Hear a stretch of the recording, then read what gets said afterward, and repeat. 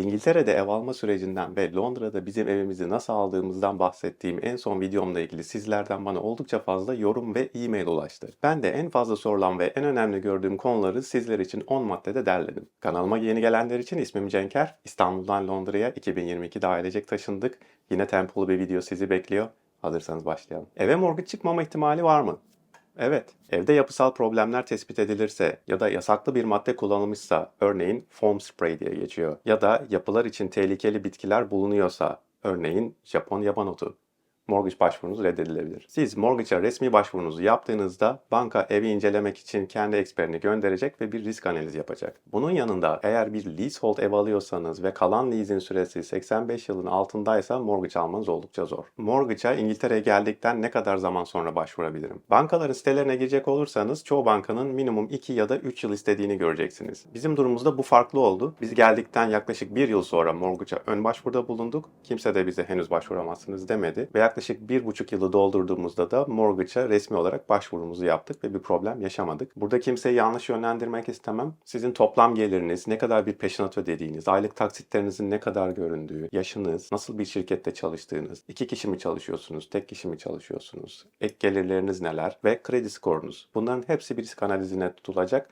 ve size ona göre bir sonuç verilecek. Yani sadece bankaların web sitelerindeki bilgilere bakarak 2 ya da 3 yıl beklemem gerekiyormuş gibi düşünmeyin. Ev alma niyetiniz varsa bunu bankayla ya da mortgage brokerlarla konuşarak öğrenebilirsiniz. Kredi skorundan bahsetmişken aldığım diğer bir soru. Cenker, evet mortgage alabilmek için kredi skoruna ihtiyacımız var. Kredi skorunu yükseltmek için de kredi kartına başvurmamız gerekiyor. Bankalar da kredi kartına minimum 1 yıl sonra başvurabileceğimizi söylüyor. Evet, yine benzer şekilde bankaların sitesine girecek olursanız çoğu form size en az 1 yıllık bir İngiltere adresi belirtmenizi isteyecek. Bununla ilgili de ben eğer kredi kartı almak istiyorsanız başvurunuzu direkt bankaya giderek görüşmenizi tavsiye ederim. Biz buraya geldiğimizin hemen ertesi günü banka hesabını açmıştık ve bankaya ben kredi kartı ile ilgili sorumu sorduğumda bana yaklaşık 3 ay kadar beklemem tavsiye edilmişti. Ben de 3 ay bekledikten sonra bankaya giderek başvurdum ve bununla ilgili bir problem yaşamadım. Ama benzer şekilde yine kimseyi yanlış yönlendirmek istemiyorum. En azından bankadaki temsilcinizle görüşüp kredi kartı alıp almama ihtimalinizin ne düzeyde olabileceği konusunda fikir sahibi olmaya çalışın. Böylece siz de 1 yıl beklemek zorunda kalmadan belki de 3. 4. ayın sonunda kredi skoru artık üretmeye başlayabilirsiniz. Aldığımız ev leasehold ise nelere dikkat etmeliyiz? Leasehold konsepti almakta olmuş olduğunuz evin toprak sahiplerinin başkasına ait olduğu bir durum. İngiltere'de eğer daire alacaksanız dairelerin tümü zaten leasehold kapsamında. Eğer house niteliğinde bir ev alacaksanız da benzer şekilde leasehold veya freehold olarak bulunabiliyor bu evler. Eğer leasehold bir ev alıyorsanız öncelikle mortgage kullanacaksanız mortgage açısından en az 85 yıllık kalan bir lease'inin olmasına dikkat etmelisiniz. Aksi takdirde bankalar mortgage vermeyebilir. Kendi açınızdan da sorması gereken ilk şey toprak sahiplerine düzenli olarak ödemeniz gereken bir ücret var mı? Burada toprak sahiplerinin yani freeholder'ların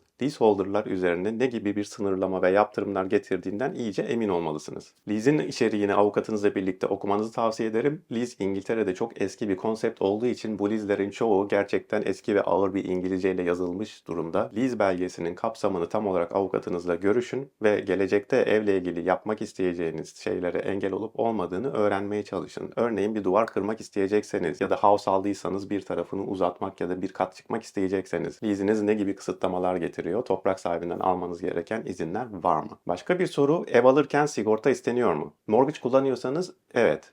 Bir ev sigortası yapmanız gerekiyor. Türkiye'dekine benzer bir şekilde. Bunun haricinde zorunlu olarak yapmakla yükümlü olduğunuz hiçbir sigorta yok. Bizim ev sigortamız yaklaşık 360 pound tuttu. Yani aylık ortalama 30 pound civarında bir şey ödüyoruz. Bunun haricinde hangi sigortalar yaptırılabilir? İngiltere'de ev alırken yaptırabileceğiniz sayısız sigorta mevcut. Biz hayat sigortası tarzında bir şey yaptırdık. Bunun için de almış olduğumuz teklifler şöyleydi. Birimiz yapmak istersek ayda 31 pound, İkimizi birden yapmak istersek 48 pound. Ev alma işlemlerinin hepsi tamamladığında yani completion aşamasına gelindiğinde size bir belge veriliyor mu? Evet, veriliyor. İlk olarak avukatınız satış tamamlanınca size completion statement adı verilen bir belge gönderecek. Bu belge öyle çok komplike ya da havalı bir şey değil. Hemen bizim örneğimizi paylaşıyorum. Yani hangi adresteki ev aldığınızı, evin niteliğini ve hangi kalemler için ne kadar ücretler ödediğinizi ve borcun tamamını kapattığınıza dair avukatınız tarafından verilen bir konfirmasyon e-maili oluyor. İkinci olarak da avukatınız Land Register'da yani buradaki tapu müdürlüğü olarak düşünebilirsiniz. Satış işlemlerinin tamamlandığını ve artık tapunun sizin üzerine geçirilmesi için gerekli işlemleri başlattığına dair bir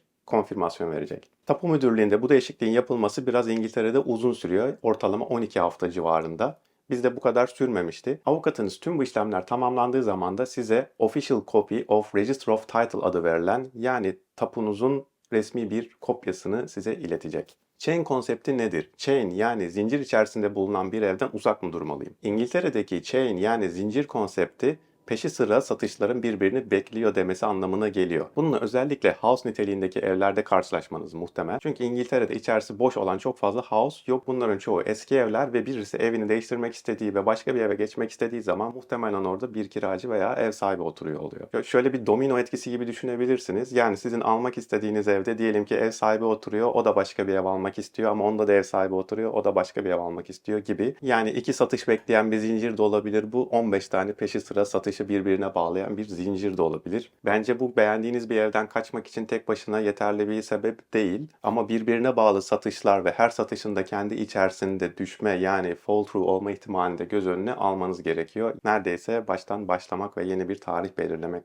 demek. Chain içerisinde, yani zincirde bulunan evlerin satışının gerçekleşebilmesi için bir önceki videomda bahsettiğim contract exchange, yani kontrat değiş tokuş tarihinin bütün satışlar için aynı güne belirlenmesi gerekiyor. Herkesin bir şekilde bu aynı tarihe kendini koordine edebilmesini gerektiren bu chain, yani zincir konseptinde tabii ki sizin contract of exchange noktasına, yani kontrat değiş tokuş noktasına gelebilme süreniz biraz artış gösterebilir. Mortgage oranlarına bakıyorum ama aylık ne kadar taksit ödeyeceğim kafamda tam canlandıramıyorum. Aylık taksidimi nasıl hesaplarım? Rakamlar hep yıllık faiz üzerinden. Yani siz güncel mortgage oranlarına bakmaya başladığınız zaman böyle 4-5 civarında yüzdeler göreceksiniz. Bununla ilgili size hesaplama yapabileceğiniz siteleri açıklama kısmında paylaşıyorum. Ve ayrıca da 25 yıl süreli 4.75 gibi bir oranla 300 bin ya da 500 bin poundluk bir mortgage çekmek isterseniz ne kadar taksit ödeyeceğinizi de ekranda bulabilirsiniz. Mortgage her yerde olduğu gibi burada da oldukça detaylı bir konu. Bununla ilgili ayrı bir video çekeceğim. Contract exchange, yani kontrat değiş tokuş aşamasına gelmeden evi almaktan vazgeçersem bana bunun maliyeti ne olur? Evet, bizim de yaşamış olduğumuz bir durum. Diğer videomda bahsetmiştim. Alımını başlatmış olduğumuz bir ev vardı. Fakat daha sonrasında çeşitli sebeplerden ötürü biz almaktan vazgeçmiştik. Genel olarak karşınıza çıkacak iki kalem masraf oluyor. Birincisi avukat masrafları, ikincisi de muhtemelen o aşamada ev tetkikini, yani home survey'i de yapmış olacaksınız. Yani kabaca örnek vermek gerekirse 1000 ile 2000 pound civarı bir masrafınız olabileceğini söyleyebilirim. Daha önceki videomda avukat seçerken sizinle fixed fee, yani sabit bir ücret karşılığında çalışacak bir avukat bulmanızı tavsiye etmiştim. Bunun yanında no sale no fee, yani satış yoksa ücret de yok konseptiyle çalışan avukatlar da var. Bu modelle çalışan bir avukatınız varsa vazgeçmeniz durumunda yine zararınızı sıfıra indiremezsiniz fakat oldukça düşük seviyelere getirebilirsiniz. Cash buyer'lar, yani evi tamamen peşin para alacakları için süreç nasıl? Süreç önceki videomda bahsettiğimden değişiklik göstermiyor. Sadece orada mortgage ile ilgili kutuları hiç yokmuş gibi sayabilirsiniz. Evi tamamen peşin almanın potansiyel olarak iki tane avantajı var. Birincisi, özellikle eğer satıcının acelesi varsa pazarlıkta eliniz biraz daha güçlenebilir. İkincisi ise kontrat değiş tokuşu, yani contract exchange noktasına varıncaya kadarki sürenizi kısaltma potansiyeli var. Çünkü mortgage başvurusunda ilgili süreçlere ihtiyaç duymayacaksınız. Fakat burada da belirtmem gerekiyor ki satın alacağınız evin durumunun da bununla çok ilgisi var. En fazla faydasını göreceğiniz durum sanırım boş bir evi alıyor olmak. Peki dezavantajı var mı? Pek dezavantaj denir mi bilemiyorum ama aklıma gelen bir konu, eğer almakta olduğunuz evin tutarı nispeten yüksekse bununla ilgili paranın kaynağının yasallaştırılması işlemleri de muhtemelen uzayacaktır. Özellikle birden fazla kaynaktan geliyorsa bu para. Bu da aksi şekilde kontrat değiş tokuşu, yani contract exchange noktasına varacağınız süreyi uzatabilir. Bu işlemleri, yani paranın kaynağının yasallaşmasıyla ilgili göstereceğiniz belgeleri daha önceden başlatarak bunu bertaraf etmeniz mümkün. Ev alırken zamandan ve paradan kaybetmemek için çalıştığınız insanların doğru seçilmesi ve çok da ucuza kaçılmadan bu partilerin belirlenmesi bence oldukça önemli bir strateji. İşini bilen, sizi doğru yönlendirecek insanlar ve danışmanlar size parasını fazlasıyla çıkartabilir, hatta kâra da geçirtebilir. Videoyu da bunun altını çizerek sonlandırmak istiyorum. Kendinize iyi bakın, hoşça kalın.